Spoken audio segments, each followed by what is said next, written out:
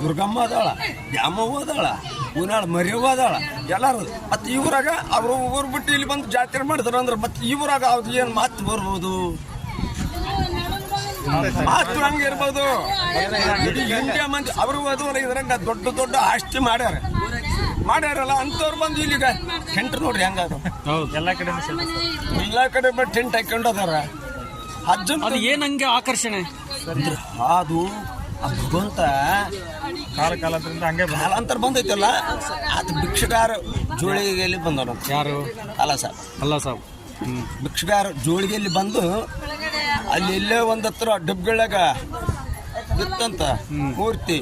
ಅದನ್ನ ಮತ್ತೇನೋ ಯಾರು ಬಿದ್ದೋದ್ರು ಏನೋ ತಗೊಂಡ್ಬಂದು ಮಸೂತಿ ಮಾಡ್ಯಾರ. ಎಷ್ಟು ವರ್ಷ ಆಯ್ತು ಅದು ಮಾಡಿ? ಅದು ಅಂದ್ರೆ ಈಗಿಂದ ಅಲ್ಲ, ಕಾಲಾಂತರ ಬಂದೈತೆ ಅದು. ಈಗ ನಮ್ಮ ಗ್ರಾಮದ ಒಳಗೆ